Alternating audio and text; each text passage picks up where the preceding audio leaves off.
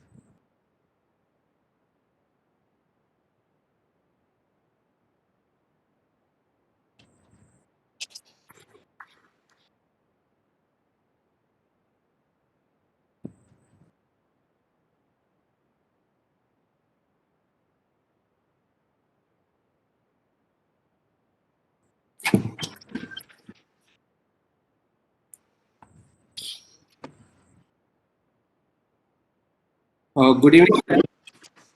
Good evening. Yes. Can you mute me? Hello?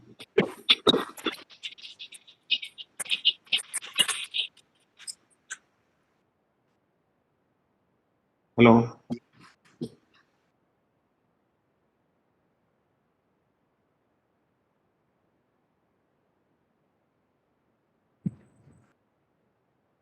So good evening all. Welcome all the postgraduates, fellow consultants and senior teachers who have logged into our platform. So today we'll be technically beginning the pharynx module, even though we could not conduct last week few topics because of various issues like COVID and other personal reasons. We had to skip few topics which we wanted to start in the beginning of this module. So anyway, even though the topics might be a little jumbled up, hopefully I feel the PGs will be benefited. So today's topic is secondaries in neck, and we have a distinguished speaker from Chennai. So Dr. Kannan, a brief introduction about sir. He did his advanced fellowship in head and neck oncology. Basically, his MS ENT degree was from JIPMER. Then he did his specialist senior resident training in head and neck oncology in Tata Memorial Hospital in between 2009 and 2013, followed by his innings as a consultant head and neck oncosurgeon in Apollo Specialty Hospital in Chennai since 2013, and he's been working there over 8 years. And he also has, to his credit, an organizing secretary of FHNO in 2019 and various other conferences which conducted, and he has published a lot of papers in the national and international journals. And he's also a faculty in went as a faculty in various conferences. So a warm welcome, sir. We are really happy to have you on our platform. So I would like, without further ado, I would hand over the screen to you. You can begin the lecture. Thanks for your kind introduction, Doctor. Hope I'm audible. Yes, sir, you're audible. Yeah, I'm sharing my screen. Can you all see my screen? Yes, yes. Okay. Thank you, Doctor. So today the topic to me is secondaries neck. Neck is quite an important organ or quite an important area in the management of head and neck cancers. There are more than about 500 lymph nodes in the body, of which 200 of them are present in the neck. With respect to head and neck cancer, if the head and neck cancer has metastasized to the neck node, the survival decreases by 50% straight. So the topic secondaries neck is quite important. And if the tumor in the node comes out of the node, if it breaches its capsule, if there is extracapsular extension, the survival drops even by 50%. there has been a paradigm shift in the way we manage neck nodes in the last 20 years. We'll go through it as we progress.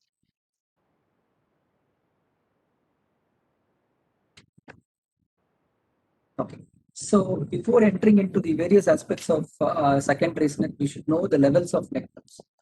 The neck nodes are classified as 1 to 7 levels, of which 1 to 6 is quite important for head and neck regions. Level 1. Level 1 is the submental and submandibular nodes. It is above the hyoid bone, below the mandible, in front of the anterior border of sternocleidomastoid. And if we take internal jugular vein or sternocleidomastoid as a landmark, if we divide it into upper one third, middle one third, lower two third, upper one the nodes which are above the upper one third is level 2, middle one third is level 3, lower one third is level 4. And the nodes which are present behind the posterior border of sternocleidomastoid and in front of the trapezius, sternocleidomastoid, under trapezius and above the clavicle, it is level 5 nodes. The nodes which is present in between two carotids or the level 6 nodes, they are prelaryngeal, pretracheal, and paratracheal nodes. So these are the levels of nodes which are quite critical. A few nodes are being further subdivided. Few levels are being further subdivided. Level 1A, which is in between the two anterior bellies of digastric and above the hyoid bone. Level 1B is in between the anterior belly and posterior belly of digastric, which carries the submandibular node. Level 1A carries the submental nodes. Level 2 is further divided into level 2A and 2B by the spinal accessory nerve. Whatever is above the spinal accessory nerve is level 2B, and whatever is below the spinal accessory nerve is level 2A. The important point is if we have to clear level 2B, there will be a little amount of traction on the level on the spinal accessory nerve, which would cause shoulder mobility. So clearing level 2B is quite critical. Similarly, level 5 is divided by into level 5A and 5B by the spinal accessory nerve in the posterior triangle. Whatever is above is level 5A and whatever is below is level 5. So the next, now we all know about the anatomical landmarks and anatomical levels of the nodes. The next important thing which we all have to know is the nodal staging system. So whenever a tumor which is metastasized into the neck node, if it is less than 3 centimeter and if it involves the same site, it is N1. If there is a single node on the same site, 3 to 6 centimeters, it is N2A. If there are multiple nodes on the same site, all less than 6 centimeters, then it is N2B. If there are bilateral nodes or contralateral nodes, all less than 6 centimeters, it is N2C. If you have a node which is more than 6 centimeters, it is N3. Now comes the concept of extranodal extension or extracapsular extension. Whenever the tumor, the node reaches the capsule and extends to the surrounding structures, it is called as extranodal extension. The extranodal extension decreases the survival by 50%. It has very great prognostic implications and per se the treatment implications as well. Clinically, if you see the node which is stuck to the skin, infiltrating the surrounding muscle, there is dysfunction of the brachial plexus, sympathetic trunk. They all will tell you clinical extranodal extension. When we do a surgery and when a pathologist sees the node under the microscope, if it reaches the capsule, they would tell it as if it is more than 2 millimeters or less than 2 millimeters. Less than 2 millimeters is minor extranodal extension, more than 2 millimeters is major extranodal extension. So this is what we saw now. N3 is further divided into N3A, all nodes greater than 6 centimeters without extranodal extension. If there is extranodal extension, then it is N3B. This is the only important change which happened in the neck nodes in AJCC in the 8th edition. So if there is extranodal extension, they are classified as N3B. Similarly, pathologically also, if there is extranodal extension, they are classified as N3B. So this is important. Now the next half of my presentation, we would see on management of secondary neck in unknown primary and how would we manage when we have a known primary, and we will end our talk with how will we manage the patients with who are having persistent neck nodes or neck secondaries in the neck post chemoradiation. So first, we will see those patients with secondary neck with unknown primary. By this, we mean we have a positive diagnosis by means of an FNAC or through cut biopsy. The node is positive, and we have the patient gives no history of previous malignancy.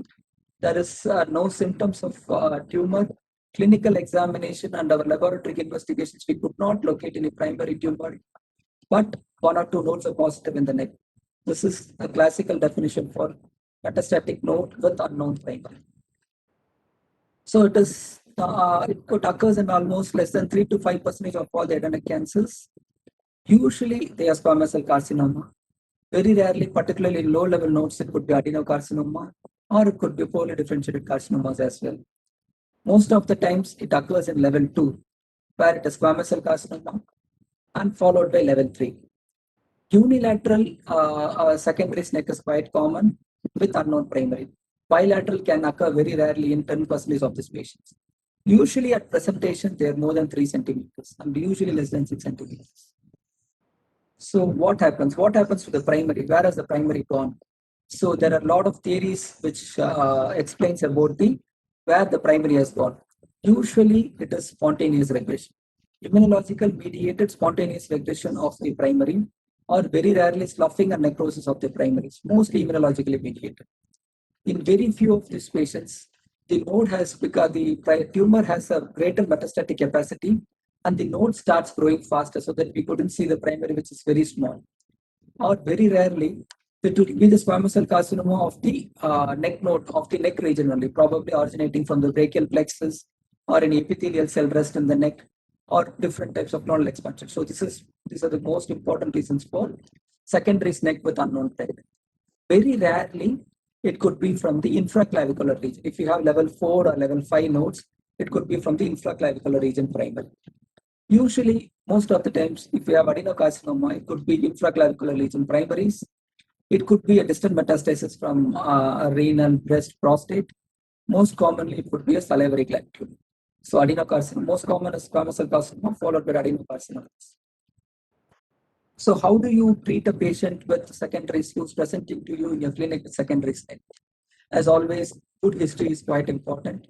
Look for the most important sites of the primary where it could be. You should ask for autolgia. You should look for change of voice, odinophagia, hemoptysis, nasal problems. This will guide you on the location of the primary. History of weight loss is quite important. Previous history of treatment is quite important. Alcohol abuse or faulty sexual habits are quite important. That will target you towards the most common location of primary, and that would in turn help you in treating these patients. And any history of exposure to radiation is quite important. Ethnicity, few people are more prone for nasopharyngeal carcinomas, for example, northeast people. So that this ethnicity will also help you with the treatment aspects. The performance status of the patient is quite important. Examination is quite very important. So whenever you see a patient with neck node, you look at the number of nodes present, the level of the node, the mobility of the node, whether there is any contralateral nodes present or not. Always examine all sites very meticulously. Examine the oral cavity, floor of the mouth, tongue, buccal mucosa, oropharynx, tonsil, and base of tongue are quite common areas where you'll have the secondary neck with unknown primary.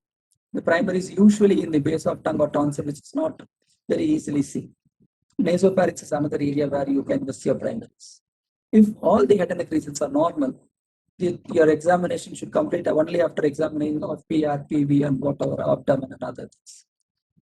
So office nasal endoscopy and examination of your larynx is quite important. So whenever you have a tumor which is in the low level nodes, examine for the infraclavicular areas. Upper GI examination could also becomes very critical and very important. One of the most important investigations to confirm the secondary neck is an FNAC. For squamous cell carcinomas, most of our pathologists would be highly accurate in reporting them as squamous cell carcinoma. About 98 to 99% of pathologists would report squamous cell carcinoma from a node without any problem. The problem comes when the report comes as poorly differentiated carcinoma or lymphoid aspirate.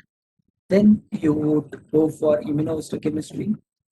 You would go for immunohistochemistry true cut biopsy that will help you. The immunohistochemistry markers like thyroglobulin will tell you whether it is thyroid cancer. Calcitonin will tell you whether it is medullary cancer. And there are various markers for melanoma, sarcomas, prostate, liver, breast, etc. So these markers will help you in differentiating poorly differentiated carcinomas and undifferentiated carcinomas. And the biopsy of the node is usually needed when your suspicion for lymphoma is high, when there is infraclavicular primary. In a case of squamous cell carcinomas, always try to avoid biopsies. When you do a biopsy, it would affect the lymphatic pattern. The chance of recurrence would increase post-operative. Now, you have a patient with squamous cell carcinoma proven by FNAC. Usually now, very rarely we do core biopsies. The core biopsies are getting more and more importance now. You do a core biopsy and we can find out the presence of HPV by P16. That would tell us the tumor is in the oropharynx. If there is Epstein-Barr virus positive or Epstein-Barr virus RNA is positive, the most commonest primary is nasopharynx. How would we use this during treatment? We'll come to it later. Most of the patients initially were worked up with proper imaging, CT, MRI to look for the primary. But most of the times, any patient with secondary SNEC without a known primary, nowadays, whenever the facility is available, would go for a PET scan. The PET scan will help us in detecting the primary site in more than 10% of the times. Never do a guided biopsy before PET scan. You do a PET scan will tell you where you have to do the biopsies. From there on, you can take it further. So PET scan is quite important. It will help you in 2-3 ways. One, it will tell you the most commonest site of primary to show you the uptake. Second, it will tell you whether the nodal metastasis is unilateral or bilateral. Most importantly, it will pick up the undetected metastatic disease. Your treatment pattern, your goals of treatment might change if you pick up a metastatic disease. So PET scan has a quite important role in a secondary SNEC with unknown primary. Two important investigations as of now. First is FNAC, second is PET scan. So it will detect the earlier time. So now next, once you have done the PET scan, then also you could locate the primary. Examination under anesthesia is quite important. During my training days, or even before that, there was a concept of blind biopsies. The concept of blind biopsy is there no more. But you must do an office endoscopy, you must do a esophageoscopy, bronchoscopy, but no blind biopsies as of now. The biopsy should be targeted. If the PET scan shows some faint uptake or vague uptake in the base tank or tonsil, then you take a biopsy. Some uptake in the hypopharynx, then you take a biopsy. Some uptake in the nasopharynx, then you take a biopsy. If nothing is there, you do a P16. If the P16 is positive, then the most commonest site would be oropharynx. Then you would do a tonsillectomy. And if the tonsillectomy is negative, then you can even do a robotic lingual tonsillectomy so that you remove the base tank, by which if you locate the primary, you need not treat the other sites. So whatever we have seen till now, if a patient comes with metastatic node with unknown primary, you do a thorough examination, do an FNAC. Most of them would need a PET scan. If you could find a tumor, do a guided biopsy and then manage it appropriately. If nothing is there, do an examination. And if there is no tumor confirmed, then we proceed with further management. Now we have three modalities, mostly two modalities. You can do surgery or you can radiate these patients. So how do we proceed? So the surgery can be done preoperatively. You do a surgery followed up with radiation, or you can treat the patient initially with radiotherapy, and then you can also, whatever the residual neck nodes which is persisting, can be treated with completion surgery or salvage surgery. So what we do now is usually N1, N2 nodes, we do a neck dissection, send this for testing. Our pathologist will pick up extranodal extension. Our pathologist will pick up multiple nodes. So it would upstage our tumor. So we can give targeted radiotherapy. We cannot chemotherapy depending on it. So the most of the protocols followed across 80% of the centers which are treating would be surgery followed by chemoradiation or radiation depending. Very few centers, like for example, Adia Cancer Institute in Chennai, they would give upfront radiation for all these patients which are less than N3 disease. And following the upfront radiation, they would follow these patients closely. At the end of 3 months, they would do a planned leg dissection. So both are okay, but you should know what you're doing and why you're doing. So as of now, I would stick to the philosophy which I do. I would treat these patients with surgery followed by radiation. When I take these patients up for surgery, I would also do an examination of anesthesia. And I would also look for the most common sites. I will palpate the baseline properly. I would palpate the tonsil properly. If this patient is HPV positive, I wouldn't hesitate to remove the tonsils, send it for frozen. By the time I complete the neck, if the tonsil is negative, I even don't mind removing the baseline, ipsilateral baseline, so that I would locate the primary exactly. If I come and locate the primary exactly as oropharynx, during my radiation, my radiotherapist will not cover the nasopharynx or hypopharynx. The morbidity will be quite low. So surgery is quite important. There are few schools where if there is a N1 disease, no external extension, tumor less than 3 centimeters, they don't radiate the tumor at all, they follow them up. So radiation therapy can be given as standalone for N1 tumors, or it can be combined with surgery followed by radiation for these patients. So now the issue comes. Whenever you radiate, you need to know few things: whether you are radiating the ipsilateral neck, whether you are radiating the contralateral neck, what are all the primary sites you would radiate. Main primary sites would be nasopharynx, oropharynx, and hypopharynx. Larynx very rarely metastasizes to the neck. So you have to cover all these three areas. If you cover all these three areas bilaterally, the toxicity will be quite high. So came the concept of ipsilateral radiation. So if there is only node on only one side, the opposite side is normal. People just radiate the ipsilateral side neck nodes, spare the opposite side neck nodes. There are most of these people would radiate all the mucosal primaries, nasopharynx, oropharynx, and the hypopharynx. If it is P16 positive or if it is HPV positive, they will spare the nasopharynx. If HPV is positive, we will do EBV virus or EBV RNA. And if the EBV is positive, we'll just radiate the nasopharynx. We would spare the hypopharynx and we would spare the oropharynx as well. So when you don't radiate extensively, you could spare the carotid, xerostomia becomes less. The dysphagia sparing structures can be spared so that the post-operative dysphagia strictures becomes less. So the quality of life of these patients will be quite good. So there are two schools of thought. Some of them would radiate unilateral. If there is bilateral nodes, then we don't have any option. We have to treat them aggressively. We have to treat them bilateral neck node radiation, and all possible sites should be radiated. So this is the comparative study between unilateral radiotherapy and bilateral radiotherapy. So what we do now is most commonly we'll do surgery. We'll get the information from a pathologist depending on the external extension, number of nodes, positivity. Then we'll target the radiotherapy accordingly. So chemotherapy, if there is external extension, these patients would need chemotherapy. So concurrent chemo. This is what we would do. So this is quite important. So what are all the most commonest sites of primary when you have a node at a particular level? For example, if you have a node in the submandibular area, the primary would be usually in the lower alveolus, lower buccal mucosa, either floor of the mouth. The submental is usually in the midline lip or in the midline lower alveolus. Level 2, which is the most commonest site of primary, unknown primaries. Level 2, usually the primary is present in the oropharynx, nasopharynx, hypopharynx, and also the tongue metastasizes to the level 2 nodes. Level 3, metastasis can occur from the thyroid, larynx, hypopharynx, and even from the cervical esophagus. Low level nodes can be from the thyroid or from the abdomen, the intraclavicular primaries. Level 5 nodes or level 5A nodes are usually from the nasopharynx. Other tumors can also have metastasis. So this slide is quite important. Whenever you see a node, you have to examine these areas very well. For example, if I have a node in level 1B, you have to examine the lower alveolus buccal mucosa well. Whenever you have a level 2 node, you have to examine the tongue, you have to examine the tonsil baseline, hypopharynx very well, supraglottis very well. So these are all the areas which you should examine very well whenever you see this.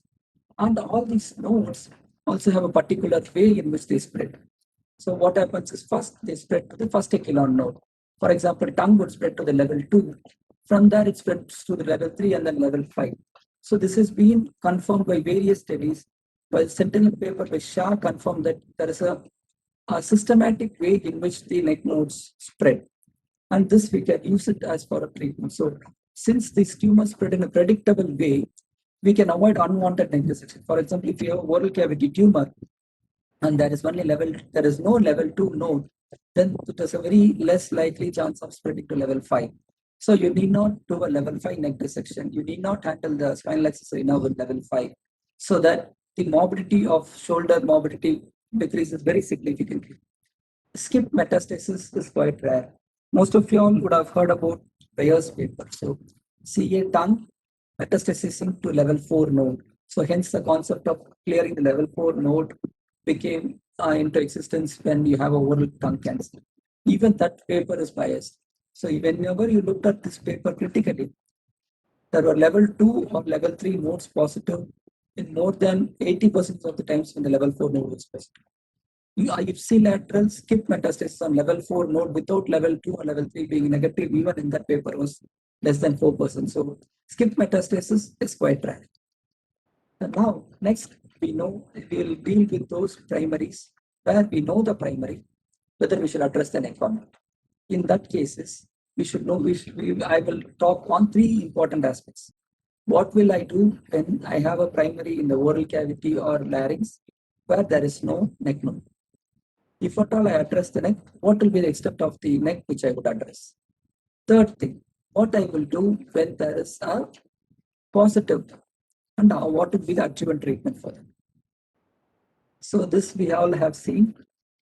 Before telling that neck node is negative, we should do a thorough clinical examination. There should be imaging as well. CT scan will help you in identifying it. Most of the times for oral cavity, we might do a CT scan or MR, which would help us in picking up the nodes which is present as well. So if your primary doesn't warrant the need for imaging, then at least do ultrasound next so that you'll pick up the neck nodes which is present on it. So when would you do a neck dissection? You have a primary, you're treating the primary, whether we should treat the neck node or not. When the imaging and clinically the neck node is active. So what the inference is? If the primary has more than 20% chance of metastasizing to the neck, then you must address the neck. For example, if you have a tongue tumor, it has more than 30 to 40% chance of coming to the neck, even when the neck node is negative clinically and imaging wise. Then you must do a neck dissection. For example, if you have hypopharyngeal tumor, you must do a neck dissection. If you have a vocal cord tumor, the chance of metastasize to the node is quite less than 10%. So in that case, you need not do a neck dissection. So the chance of metastasizing to the neck node is more than 20%, then you must do a neck dissection. So you must address the neck. So there were 2 schools of thought, whether you must do an elective neck dissection or you observe the patients very closely. Whenever the neck node develops, you can do a neck dissection. That was the 2 different schools of thoughts. And people who who observed the neck told that even when you do a neck dissection, out of 100 patients, only 20% of the neck nodes were possible. 80% of this surgery is unwanted, whether we can avoid it or not. But what actually happens is, if you don't do a neck dissection, 1/3 can recur. And of those 1/3, they recur at an advanced stage. So it becomes difficult to salvage. When I was in training, we used to do a tongue wide excision. We'll bread loaf the tumor, measure the thickness. And if the thickness was more than 4 millimeters, we would do a neck dissection. This is what was the teaching when I was in my training in 2009 to 2011.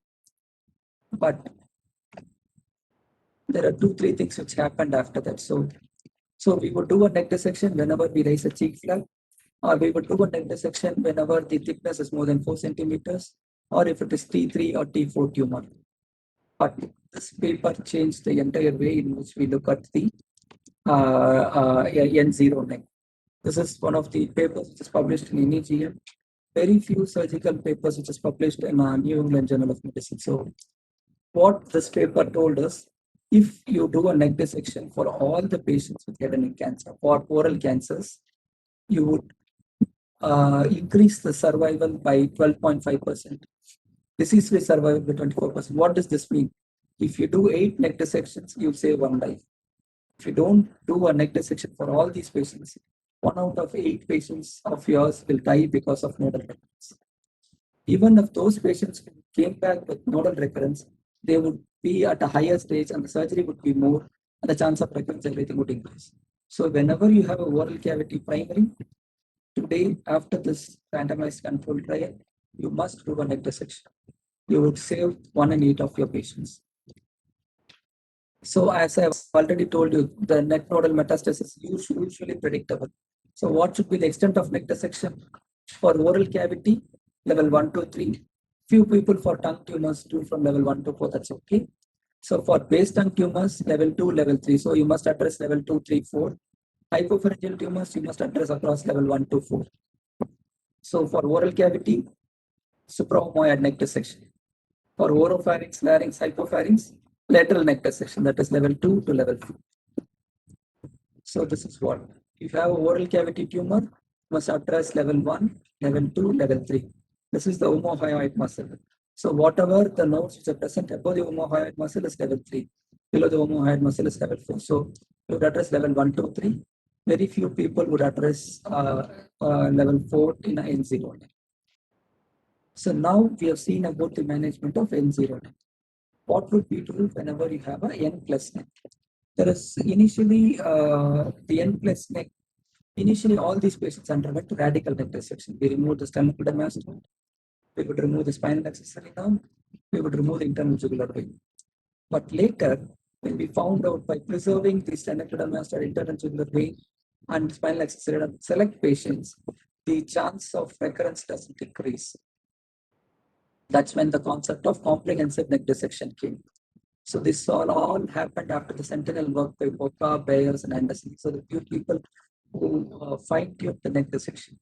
So we usually, if at all you have to preserve one structure, preserve the spinal accessory nerve. The shoulder mobility and shoulder drooping is quite significant if you don't preserve the spinal accessory. So whenever you have a N plus node, most of the times we would end up doing modified radical neck dissection. By this, we might preserve all the 3 non-lymphatic structures if it is not involved, and we will remove from 1 to 5. Then we came to know, for example, if you have an oral cavity tumor, which has only 1B node, removing the level 5 wasn't very useful. So in such cases, even from clearing from level 1 to 5 was okay for oral cavity cases. So from modified radical neck dissection, now we have progressed to sentinel node for selective neck dissection. So modified the results of I told you before R&D to MNT, the oncological outcomes were almost okay, but the morbidity of modified radical neck dissection was quite low. So what we would do now is a comprehensive neck dissection for N plus. We would preserve the spinal accessory nerve. So what we do now is whenever you have what will be the extent of neck dissection. So this paper, they analyzed more than 583 patients, all oral cavity cancers. Following the oral cavity cancers, they sampled all the nodes separately, level 1 to level 5 separately. 1 second.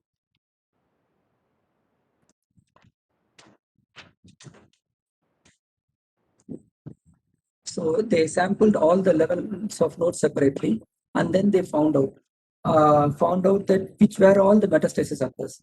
What they found is if level 2A is negative during frozen or clinically, the chance of having level 5 node positivity is quite low. So whenever you do a neck dissection for oral cavity cancer or even for laryngeal cancers, if level 2, 3, 4, the nodes which are behind IGB and between the posterior border of sternocleidomastoid is negative, you can might as well preserve level 5. You need not do level 5 neck dissection.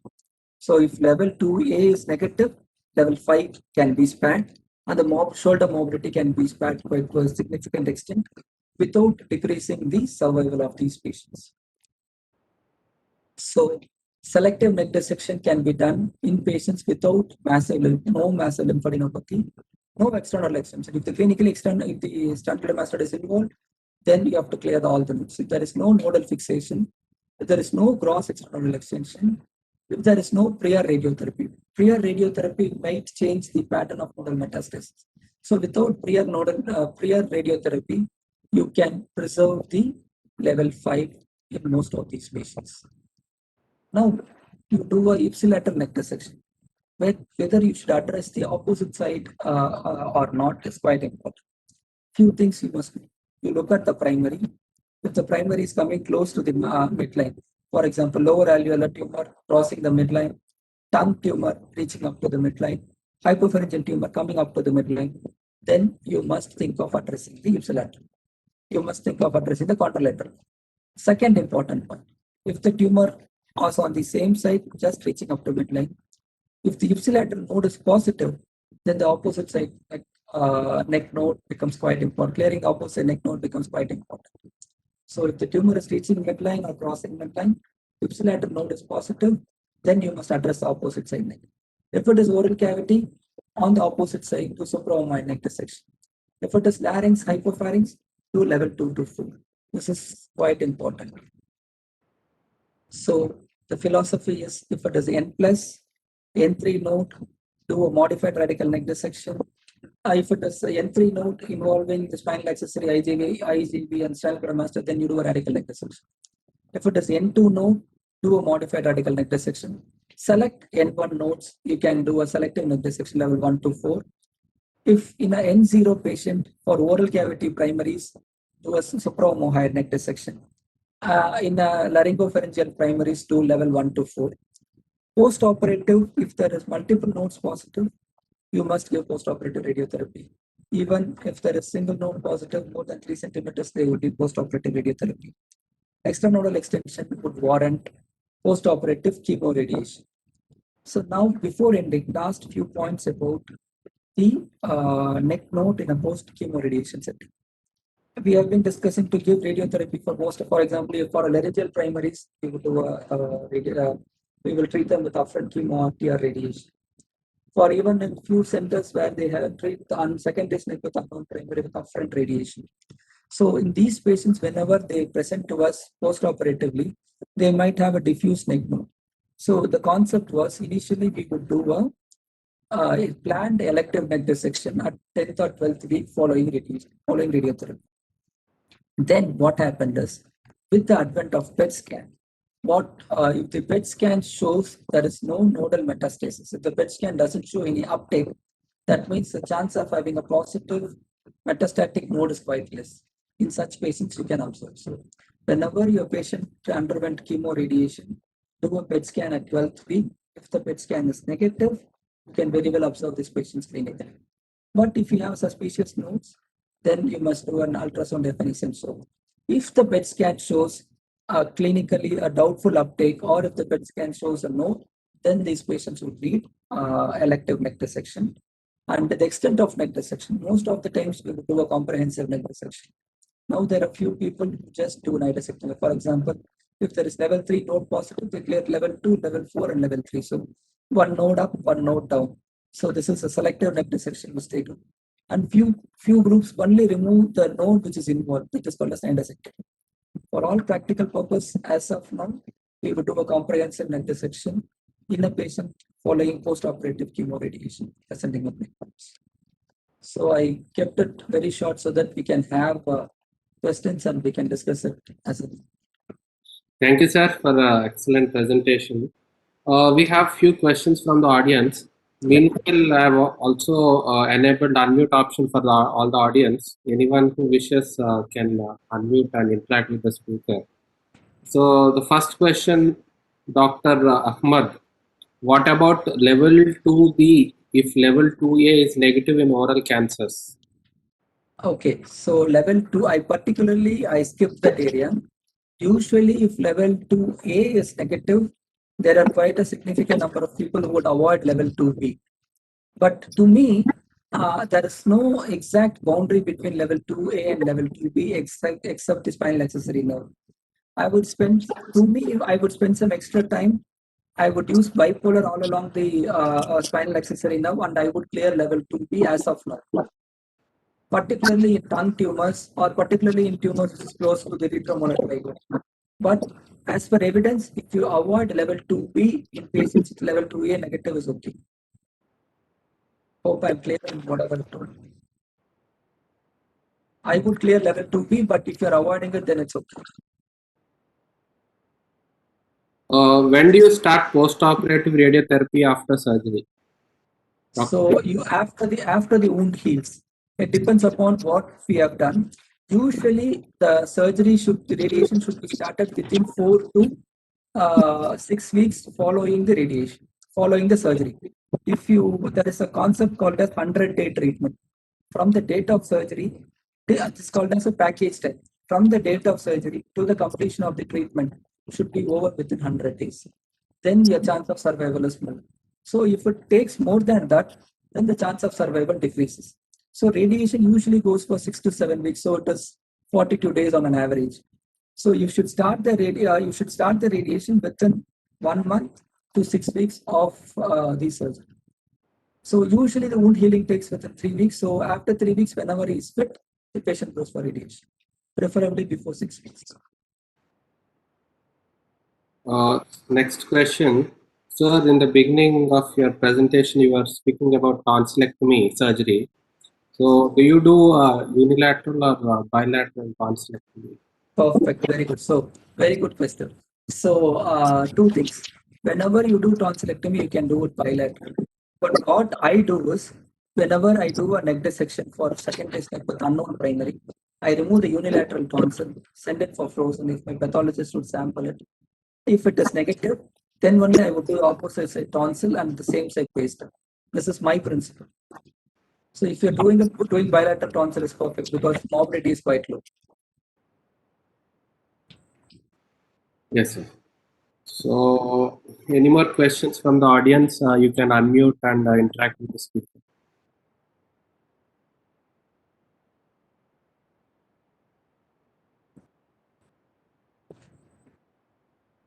Hi, Kanan sir. This is Harsh here. Yeah, Harsh. Am I audible? Yeah, Hi, yeah, hi. perfect. So very nice presentation, sir. It was very nice, and all points were very clear. I just had a doubt and would want you to discuss it if possible. An operable neck node, maybe an N2 neck node, surgery followed by radiation versus giving CT/RT upfront. If you could just elucidate the pros and cons of both approaches, maybe for the youngsters, it would be a bit better. So now Because some centers do feel that giving CT/RT upfront is correct. also an Agreed. Agreed. acceptable Yeah. line of treatment, like you So just mentioned. so And also given that yes, I got your so point. because the chance of residual, yeah. So I got your point. Okay. So there are a few things. When I was in my training in Tata Hospital, we would do neck dissection followed by chemoradiation. The points in favor of it was when I do a neck dissection, my pathologist would tell me more nodes which are being positive. My pathologist would tell me whether there is an extranodal extension. But now, after that, what had happened is the radiation quality has improved. Concurrent chemoradiation has improved. Whenever you have a smaller nodes or less than N3 nodes, for example, less than 3 centimeters to 6 centimeter nodes, N2A nodes, in such patients, giving upfront CT/RT can avoid a neck dissection in significant number of the patients. So what now the concept is changing is when you do upfront CT/RT for these patients, and you have a very good tool to follow up these patients during post-operatively. You can do a PET scan, find out whether there is any neck node metastasis or not. So now various centers are shifting from upfront surgery for N1, N2 nodes to chemo-RT followed by salvage surgery. So both are okay. Hope Harsh, I answered whatever you wanted. Anything you want to add on? No. Absolutely, sir. Absolutely. Thank you, sir. Sir, next question from the audience. Dr. Ahmed, how do you do tongue mucosectomy? Can you explain it in detail? Correct. So ipsilateral tongue mucosectomy. For example, if you have a right side neck node positive, you just excise the lingual tonsil. You don't exercise the muscle, you just exercise the lingual tonsil. You start from the circumvallate papillae, you extend it up to the just in front of the vallecula. Just exercise the entire sheet of the lingual tonsil and you send it for the pathologist so that they sample it adequately. And if they locate a primary in this site, our radiation oncologist would avoid the hypopharynx and nasopharynx very easily so that the mobility becomes less. So what you do is most of the times it's done robotic. It is mucosectomy. You just exercise the lingual tonsil alone. You don't exercise the muscle of the tonsil, muscle of the base tongue.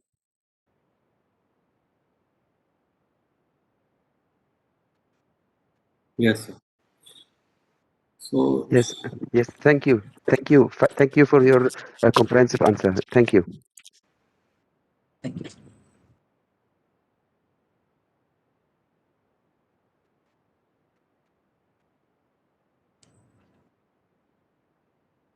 yes, sir. I think that's the end of the Q&A session. Yeah, if we can wait for 1 more minute to take any more questions from the audience before. Hi, good evening. Good evening. Thanks for your nice presentation. Sorry, I have some problem with the internet.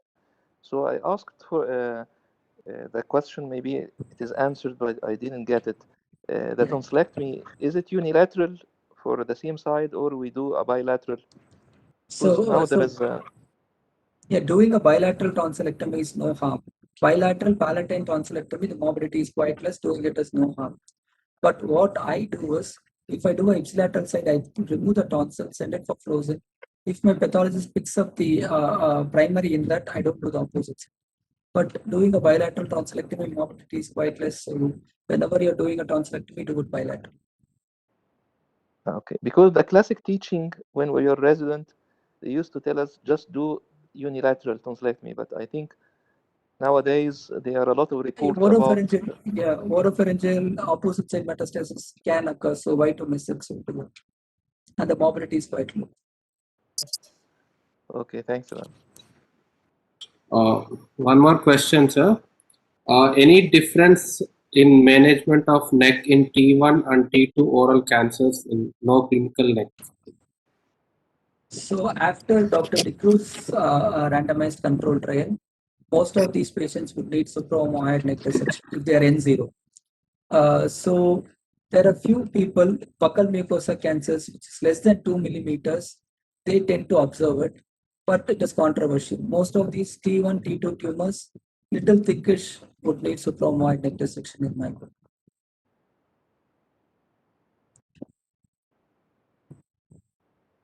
Is that okay? Yes, sir. So I think we have answered all the questions from the chat box. We have a lot of compliments pouring up in the chat section, sir. Excellent presentation, Dr. Baksha. Thank you. Thank you, Sir, sir. have you come across? Yes, doctor. Yeah, please go ahead, Dr. Goel. Have you come across any sarcomas that show lymphatic spread as unknown carcinoma neck nodes? Sir? Any in your experience?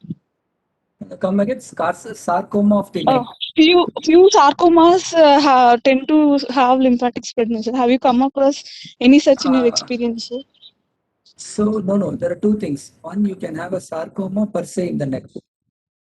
Sarcoma per se, it's a totally a different thing. So sarcoma can occur in the muscle or where, that is quite common. So a few sarcomas very rarely, for example, which arises in the hypopharynx, very rarely they can have nodal metastasis. But on an average, sarcomas usually has distant metastasis rather than, you would fail distant rather than on the node. So if I had to do a laryngectomy for a sarcoma of the hypopharynx, I would clear level 2 to 4 as well. But the chance of, even if I don't do it, the chance of me failing in there is quite low. So I've very rarely seen sarcomas metastasizing to the neck. But if I had to do a surgery, the surgery would be comprehensive. I would address the neck as well for a sarcoma. But if you're talking about the sarcoma of the neck per se, it's a totally different thing. You have to address it as a sarcoma and then treat it as it's been. Hello, sir. I'm Thank you. Dr. Shubhra. Can I have a question here, please, sir? Yes, doctor. Thank you so much for the lovely presentation, sir. Sir, I have a question that in cases where it's a post RT patient who comes up with a second primary, do you address the opposite side neck in those cases? Is it mandatory? Where is the primary, doctor? So if it is a left-sided lateral border tongue lesion, which was operated before and then patient received radiation, he comes up with the second primary. So in the Okay. same side, on the same side. Previously also trunk primary. Yes, Now sir. also Yes, trunk sir. primary Yes, sir. again. Yes, sir. Okay. Usually what is being taught to us was whenever you give radiation, the lymphatic pattern changes. Then whenever in the patient who undergoes post-radiation, whenever you address the neck, you must do a comprehensive neck dissection. That's a normal teaching. But if it is a small lateral tongue lesion, and if the ipsilateral node is positive, I might observe the opposite side. So That would be like we can observe, because if there is no lymph node metastasis, then if it we is can observe. N0 on the if it is N0 on the ipsilateral side, and if it is a small tumor not reaching up to midline, then I would observe.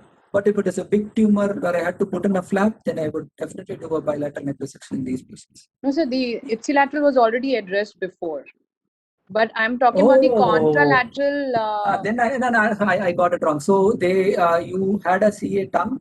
Of you the did left tongue, side, tongue yes, left sir. side, and you have addressed the neck before only. Before, on the left side, we have addressed, and the patient has received radiation also. After 2 years, patient comes with the same side recurrence. Then so should we address the opposite neck? I would address the opposite neck. If this neck is negative, this neck is already addressed, and then I would address the opposite neck. I would. So just needed that confirmation, sir. I would. So is there any literature available for the evidence, if I can look for, on this type of cases? And a post radiotherapy neck. Yes, sir. Whatever you have told me.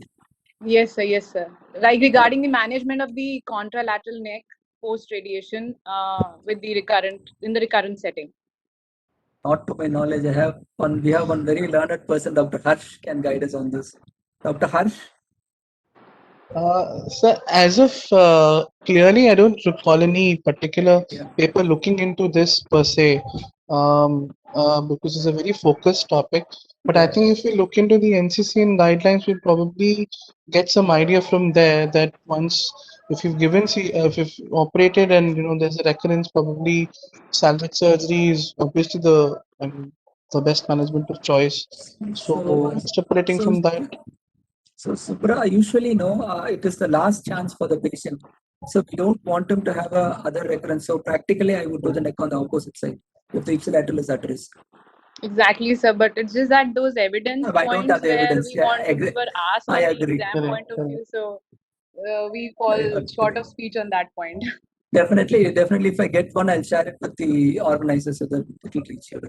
Thank you so much, sir. Thank you. And thank you, Dr. Harsh. Yeah, thanks.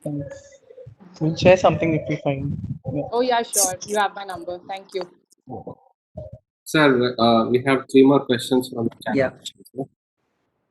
How do you mark the excised lymph nodes in selective neck dissection for best histopathological assessment? So, yeah, correct. There are 2 ways. What we do is whenever we excise only, we excise it as level 1A, 1B, 2, 3, 4. And sometimes if I excise it in toto, then we would put it on a marking pad. We'll pin it from level 1A to level 5 altogether.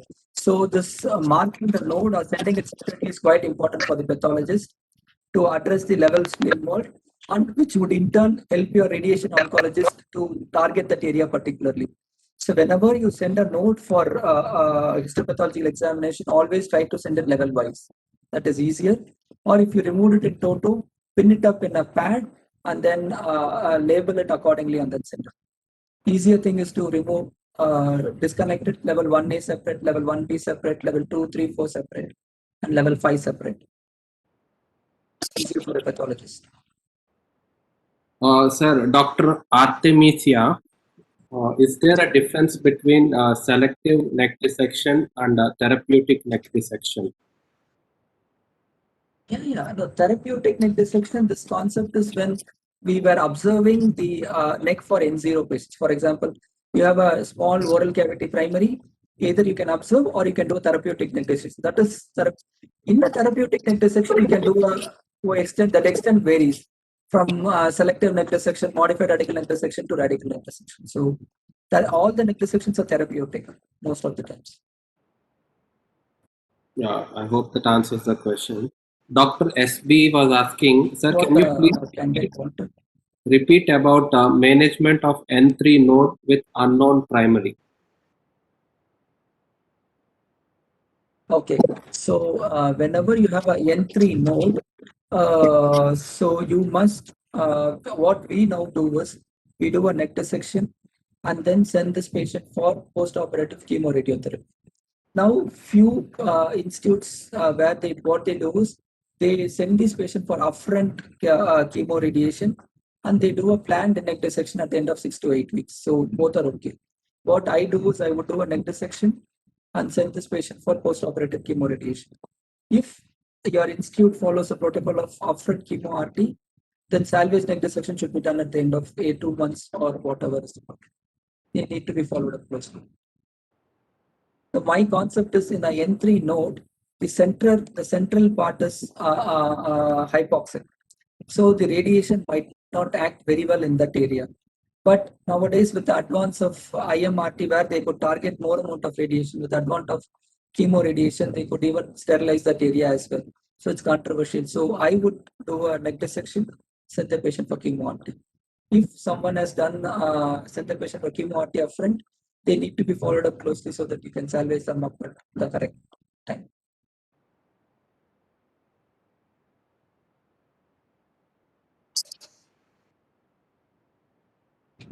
Thank you, sir.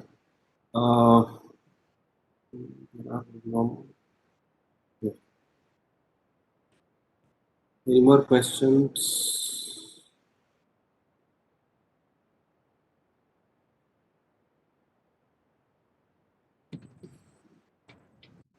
Yeah, sir. Thank you once again, sir. We had a really interactive session today, and a small announcement. Dr. Kannan sir will be again taking one more lecture on our platform regarding post-operative laryngectomy in the month of June. So we'll be meeting sir again on June.